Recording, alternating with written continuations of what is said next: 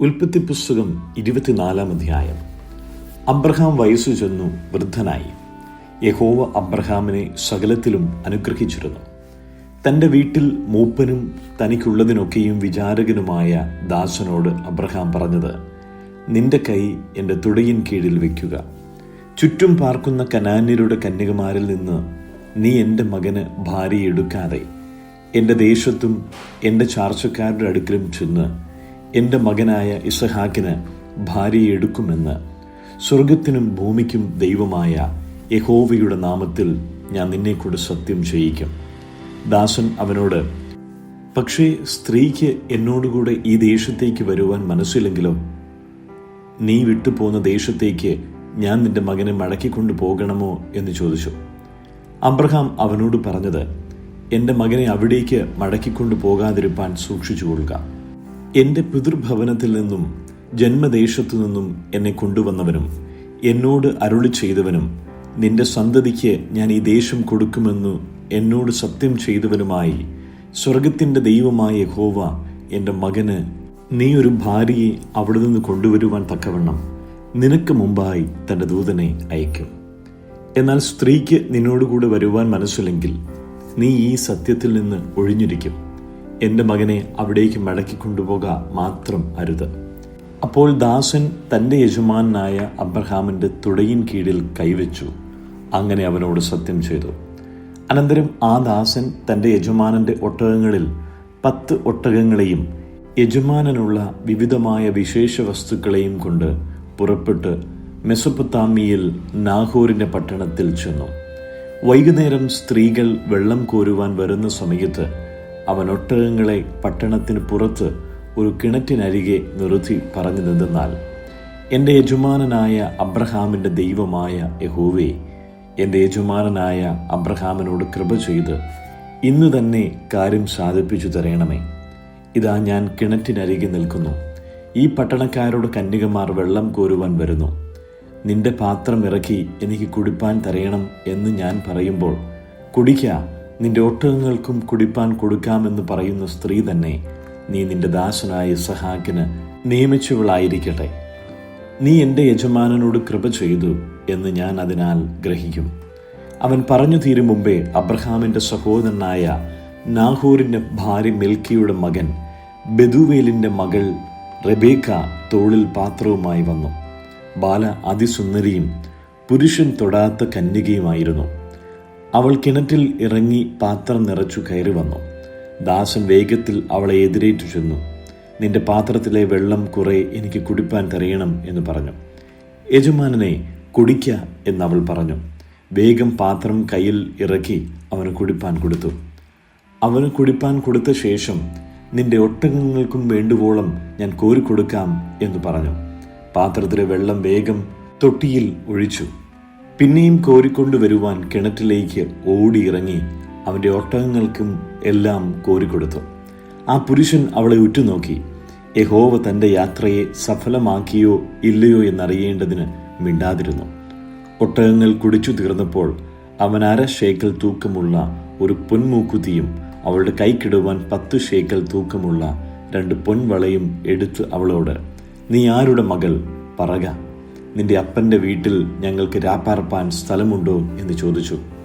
അവൾ അവനോട്, നാഹോരിന് മിൽക്ക പ്രസവിച്ച മകനായ ബെഥൂവേലിൻ്റെ മകളാകുന്നു ഞാൻ എന്ന് പറഞ്ഞു. ഞങ്ങളുടെ അവിടെ വൈക്കോലും തീനും വേണ്ടുവോളമുണ്ട്, രാപാർപ്പാൻ സ്ഥലവുമുണ്ട് എന്നും അവൾ പറഞ്ഞു. അപ്പോൾ ആ പുരുഷൻ കുനിഞ്ഞ് യഹോവയെ നമസ്കരിച്ചു.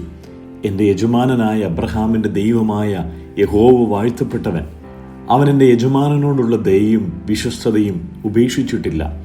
ഈ യാത്രയിൽ യഹോവ എന്നെ എൻ്റെ യജമാനൻ്റെ സഹോദരന്മാരുടെ വീട്ടിലേക്ക് നടത്തിക്കൊണ്ടു വന്നുവല്ലോ എന്ന് പറഞ്ഞു. ബാല ഓടിച്ചെന്ന് അമ്മയുടെ വീട്ടുകാരെ ഈ വസ്തുത അറിയിച്ചു.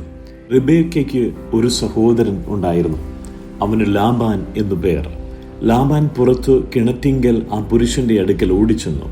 അവൻ മൂക്കുത്തിയും സഹോദരിയുടെ കൈമേൽ വളയും കാണുകയും ആ പുരുഷൻ ഇന്ന പ്രകാരം എന്നോട് പറഞ്ഞു എന്ന് തൻ്റെ സഹോദരിയായ റിബേക്കയുടെ വാക്ക് കേൾക്കുകയും ചെയ്തപ്പോൾ ആ പുരുഷന്റെ അടുക്കൽ ചെന്നു അവൻ കിണറ്റിങ്കൽ ഒട്ടകങ്ങളുടെ അരികെ നിൽക്കുകയായിരുന്നു.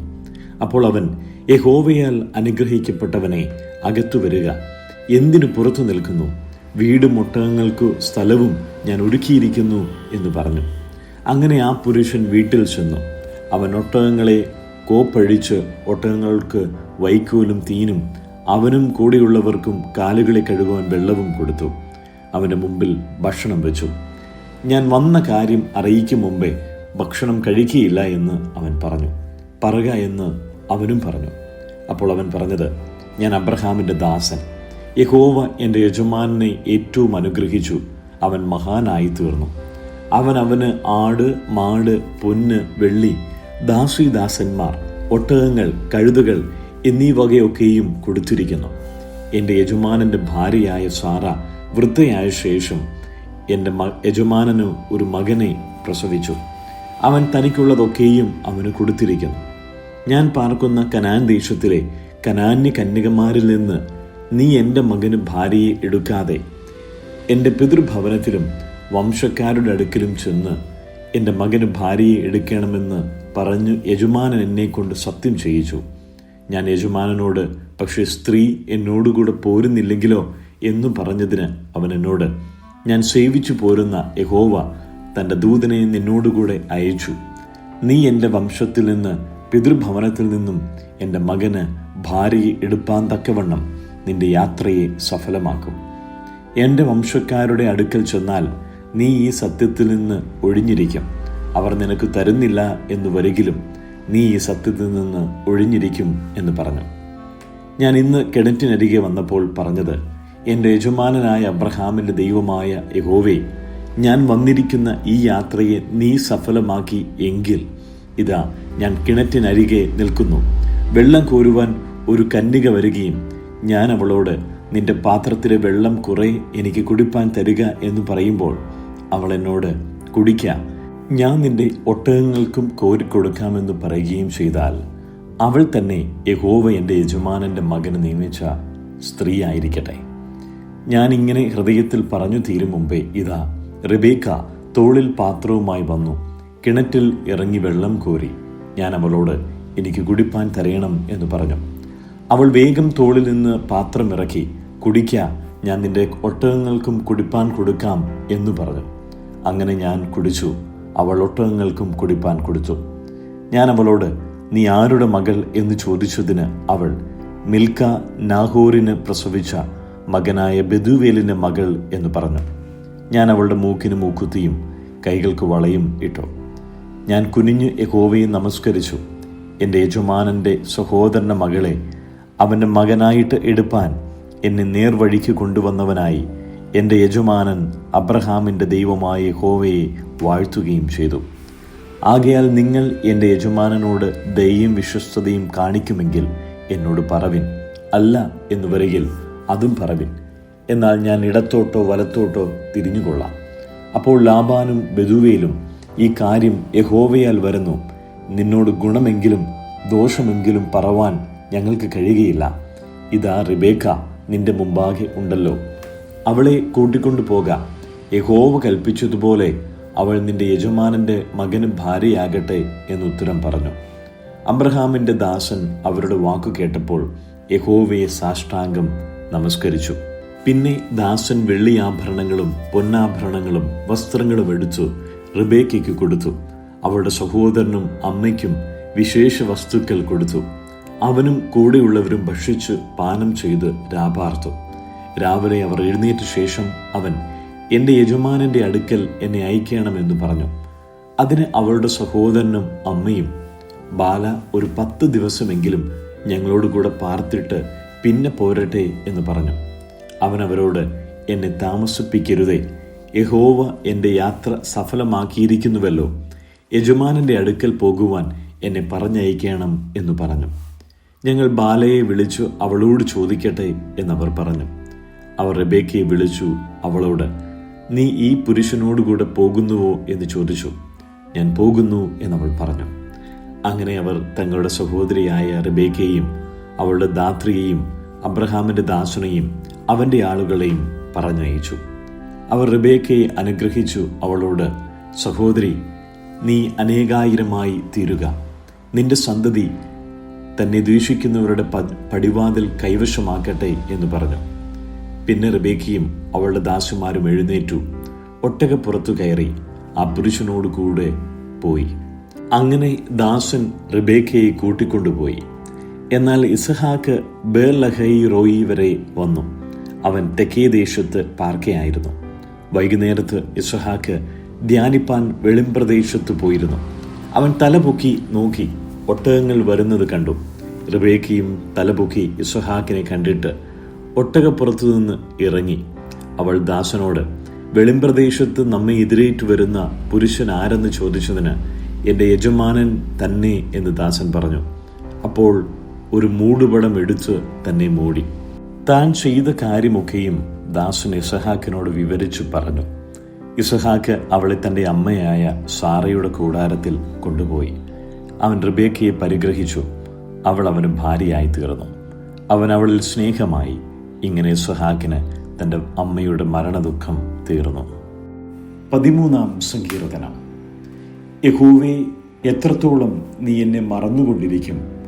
നീ എത്രത്തോളം നിന്റെ മുഖത്തെ ഞാൻ കാണാതെ വണ്ണം മറയ്ക്കും?